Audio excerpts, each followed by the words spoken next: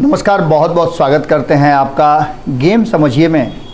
Game समझिए अब हमारे और आपके बीच का एक ऐसा कड़ी बन गया है जो न आप इसके बिना रह पाते हैं और न हम आप लोगों को बिहार और देश दुनिया में हो रही उन घटनाओं के बारे में बताने से चूकना चाहते हैं जो अब तक पब्लिक डोमेन में नहीं आई है। एक बार फिर से हम ऐसी ही खबर लेकर के आए हैं जिसमें नीतीश कुमार, जिनके बारे में कहा जाता है कि आधुनिक राजनीति के चाणक्य हैं, उनकी राजनीति और रणनीति क्या होगी, कैसे करवट लेगी, कैसे पलटी खाएगी, कोई नहीं जानता है।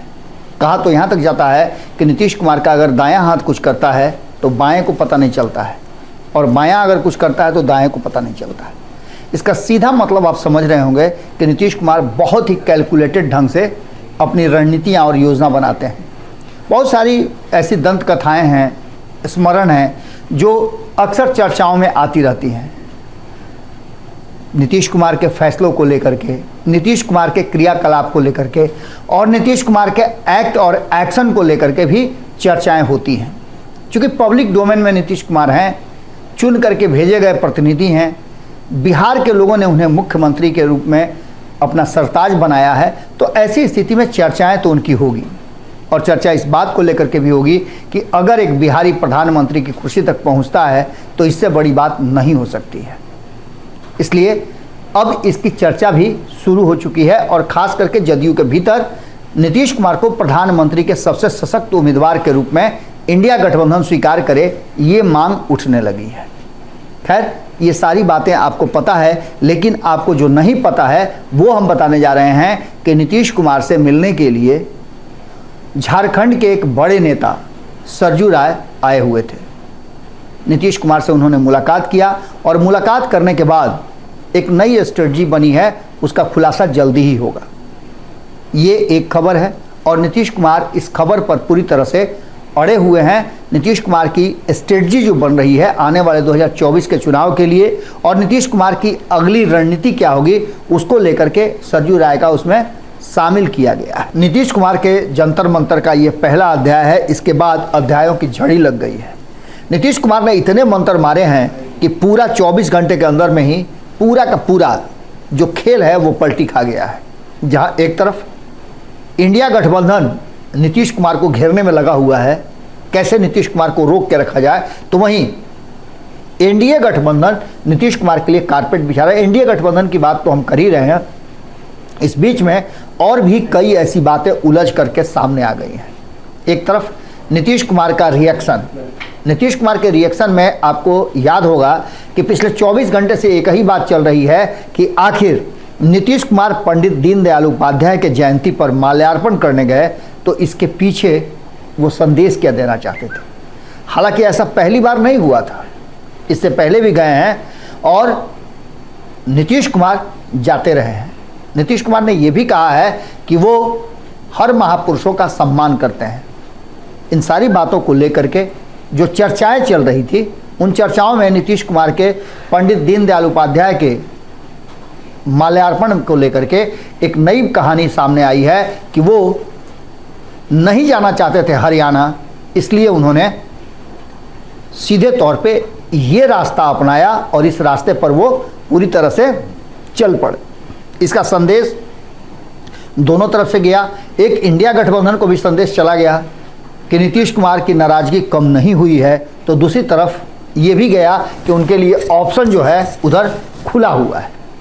अब इस कहानी का एक और मोड़ है कि नीतीश कुमार सीट शेयरिंग को लेकर के लगातार जिस तरह से चर्चा कर रहे हैं वो चर्चाएं आपको पता है, लेकिन इस बीच में जो लगातार नीतीश कुमार की बैठकें हुई हैं, उन बैठकों में सबसे जो महत्वपूर्ण बात निकल करके आई है, उसमें हालांकि आंकड़े अभी सार्वजनिक नहीं हुए हैं, लेकिन नीतीश कुमार की बैठक के आंकड़े जो हैं वो भीतर खाने में ये बता रहे हैं कि 75% लोग चाहते हैं कि नीतीश कुमार एनडीए गठबंधन में चले जाएं, तो 25% लोग अभी भी नीतीश कुमार को जो वर्तमान गठबंधन है इंडिया गठबंधन उसमें रखना चाहते हैं। हालांकि इस 25% में 5% ऐसे हैं जो 20% के जो ये चाहते हैं कि वो लालू प्रसाद और कांग्रेस के साथ रहें, उनमें से 5% ऐसे हैं जो चाहे जिधर भी रहें उन्हें कोई अंतर नहीं पड़ता है।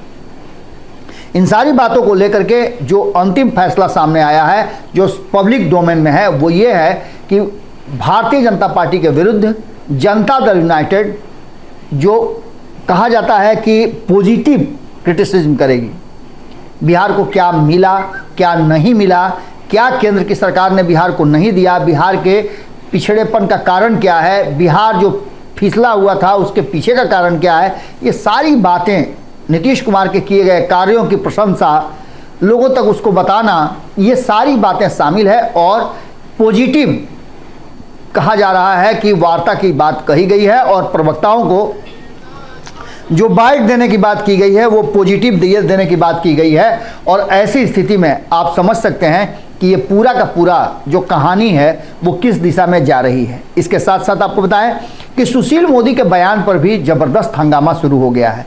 सुशील मोदी जो नीतीश कुमार के बहुत करीबियों में से एक हैं, लंबे समय तक उनके साथ राजनीति किया है, उन्होंने जैसे ही कहा कि नीतीश कुमार ने अपने कई मैसेंजरों के द्वारा भारतीय जनता पार्टी के शीर्ष नेतृत्व को राज्यपाल बनने की गुहार लगाई थी, ये बात पच नहीं रही है जदयू को, और जदयू ने इसका विरोध भी किया है। और नीतीश कुमार का एक मंत्र ये भी है कि क्या सच में नीतीश कुमार ने इस तरह का कोई काम किया है, इस तरह का कोई प्रचार किया है। हालांकि पिछले दिनों आपने देखा होगा कि इसके प्रचार खूब हो रहे थे कि राज्यपाल बनेंगे, उपराज्यपाल बनेंगे, एलजी बना करके भेजा जाएगा, उपराष्ट्रपति बनेंगे। लोगों ने तो यहाँ तक कहा कि उपराष्ट्रपति जो वर्तमान में है उनको रिजाइन करा करके इनको उपराष्ट्रपति बनाया जाए। खैर, ये चर्चाएं हैं, चर्चाएं चलती रहती हैं, कयास होते रहते हैं, लेकिन नीतीश कुमार का मंत्र जो है वो सीधा असर करता है। इसके अलावे आपको बता दें कि सीट शेयरिंग का फॉर्मूला जो है सबसे ज़्यादा अटका हुआ है, जिसमें आपने सुना भी होगा कि नीतीश कुमार उत्तर प्रदेश में के फूलपुर से या अन्य जगह से चुनाव लड़ सकते हैं। फूलपुर को सबसे प्राथमिकता में रखा गया था।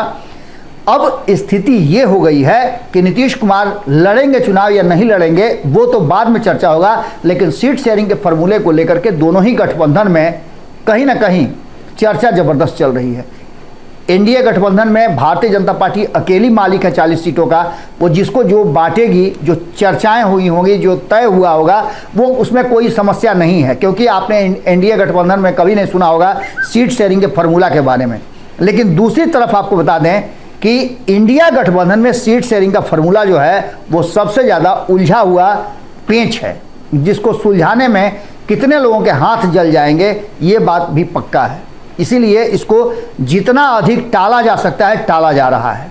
कहा तो ये भी जा रहा है कि जैसे ही सीट शेयरिंग का फॉर्मूला तय होगा, सीटों के बंटवारे पर लोग बैठेंगे, वैसे ही ये गठबंधन बिखर जाएगा। लेकिन नीतीश कुमार जो खबरें छन छन के आ रही है कि अपने बिहार में जो 2019 में 17 सीटों पर लड़े थे उसमें कोई समझौता नहीं करने वाले हैं। हालांकि तेजस्वी यादव ने कहा है कि हमारे बीच सीट शेयरिंग के समझौता को लेकर के कोई दिक्कत नहीं है। कांग्रेस ने भी ये बात कही है कि किसी भी बात को सीट शेयरिंग के समझौता और हमारे संबंधों को जोड़ करके नहीं देखा जाना चाहिए। निश्चित रूप से वो मामला आप समझ ही रहे कि क्या है। वो मामला था मंत्रिमंडल में 2 लोगों के जगह की, जो कि नीतीश कुमार ने साफ कह दिया कि मंत्रिमंडल का विस्तार नहीं होगा। तो वहीं आपको बता दें कि नीतीश कुमार सिर्फ इन 17 सीटों को नहीं, बल्कि नीतीश कुमार चाहते हैं कि उन्हें कम से कम 27 से 28 सीटें मिले। अब इन 27-28 सीटों में नीतीश कुमार का दावेदारी उत्तर प्रदेश में भी 10 सीटों का है। 80 सीटों में से 10 सीट नीतीश कुमार चाहते हैं कि उन्हें दिया जाए, जो बिहार के इर्द गिर्द जो संसदीय क्षेत्र हैं, बिहार से जुड़े हुए हैं उन पर। और वहीं वो झारखंड में भी 1 सीट चाहते हैं। हमने शुरू में आपको बताया कि सरजू राय से उनकी मुलाकात हुई है और ये मामला बहुत आगे तक जाने वाला है। इन सारी बातों को लेकर के एक साथ दोनों ने काम भी किया है। अब नीतीश कुमार का ये ऑफर 28 से 30 सीटों का जो है वो कौन स्वीकार करता है। अगर इंडिया गठबंधन में नीतीश कुमार को उनके मन मुताबिक सीटें नहीं मिलती हैं या उसमें कटौती होती है, तो ऐसी स्थिति में हम कई बार कह चुके हैं कि नीतीश कुमार को यदि ज़रूरत महसूस होगी तो वो गठबंधन बदल करके भी चुनाव लड़ सकते हैं। अब नीतीश कुमार क्या फैसला लेंगे ये तो आने वाला वक्त बताएगा, लेकिन नीतीश कुमार ने ऐसा मंत्र मार दिया है सीट शेयरिंग के फॉर्मूला से लेकर के जातीय जनगणना से लेकर के शिक्षकों के सरकारी सेवक बनाए जाने तक सारे मामले आपको नजर आ रहे होंगे। लेकिन नीतीश कुमार ने अभी तक किसी पर भी ठप्पा नहीं लगाया है और ये मंत्र बड़ी काम करने लगा है। 24 घंटे के अंदर में पूरा का पूरा गेम नीतीश कुमार ने फिर से पलट दिया है। अब देखना दिलचस्प होगा कि आगे होता क्या है। दोनों ही तरफ से रेड कारपेट बिछा करके लोग तैयार हैं। अब पहले कौन इस मामले में बाजी मारता है, इस पर सबसे ज़्यादा ध्यान और महत्व देने की ज़रूरत है। देखना दिलचस्प होगा कि नीतीश कुमार को लेकर के जो चर्चाएं चल रही हैं वो कहां तक जाती हैं। जुड़े रहिए भारत लाइव के साथ, खबरों का सिलसिला लगातार जारी रहेगा। गेम समझिए में हम आपसे यही विदा लेते हैं। बहुत बहुत धन्यवाद, नमस्कार। धीरे धीरे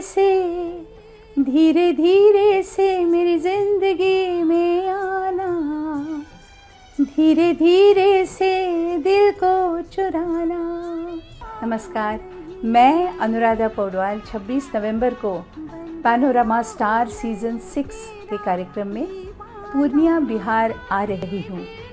मुझे पैनोरमा ग्रुप के निर्देशक संजीव मिश्रा जी ने बुलाया है, तो हम सब मिलते हैं पैनोरमा ई होम्स में शाम 7 बजे। नमस्कार। अगर ये वीडियो पसंद आई और वह बिहार के राजनीति और बिहारियत से सरोकार रखेनी तो सब्सक्राइब बटन दबा के चैनल के सब्सक्राइब कर ली।